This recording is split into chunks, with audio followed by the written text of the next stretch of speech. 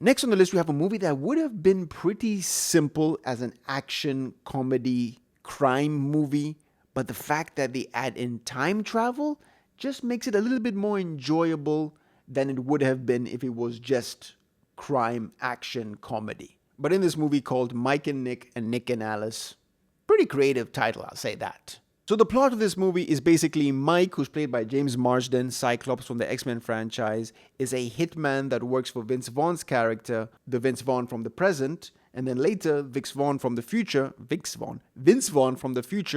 comes back to tell James Marsden that the Vince Vaughn in the present is about to make a very big mistake that's going to change the trajectory. Is that how you say that word? Trajectory of Vince Vaughn's life, and therefore he's going to intervene and do the best that he can to keep him a good person in this crime world.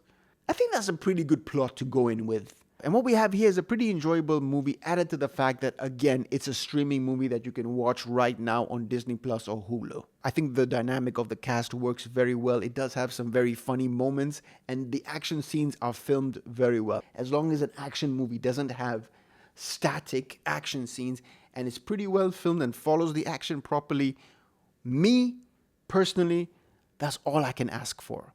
I don't want jump cuts. I don't mind handheld action, but you need to do it well. Most people don't understand how to do handheld action very well, so just don't do it. And this movie, when the action happens, it does have that John Wick-esque feel to it, but nobody does it as good as John Wick. But this movie tries. At least if you're trying to emulate John Wick and you fail, you're still going to be good. And that's a plus for a movie that's streaming on Disney Plus. I do think the second act of this movie does slow down quite a bit, and I would have liked it to move on much faster than it was. But the third act made up for it almost. It wasn't a spectacular third act, but it was a very entertaining third act. And my three major negatives for this movie is the fact that the dialogue can always be written better. I think that the dialogue, especially for someone like James Marsden, I'm not saying he's a bad actor. I don't think he's a bad actor. It's just that some people can't really do comedy very well, and you need to write really good stuff for them to make it look like they're actually funny on screen.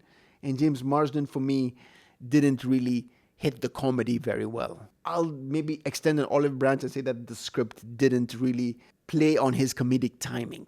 I think when somebody's not a very good comedic actor, they need the script to be airtight.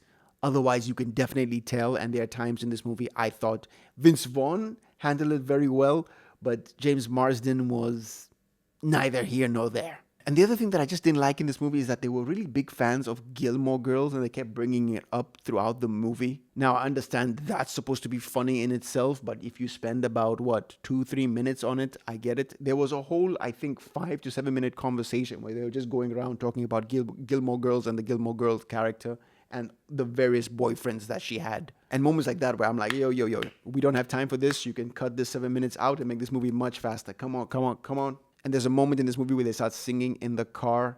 Again, they could have cut at least 2 choruses from that. It just kept going on and on and on. I was like, yeah, come on, man.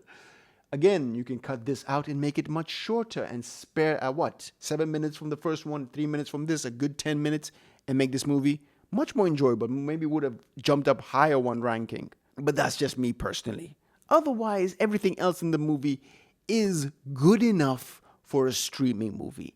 I don't know, nowadays I feel like streaming movies are doing a little bit better than they used to. Last year in 2024, they didn't really do well with streaming movies. They didn't put any thought into it. This one and War Machine, they're not amazing movies. Don't get me twisted. They're not amazing movies, but they are enjoyable in their own right. And the fact that they are part of a subscription that you've already paid for, you can take some solace in that. So I would give this movie a rating of serviceable at best for a streaming movie. So if you want to watch this movie, you can find it on Disney Plus and Hulu.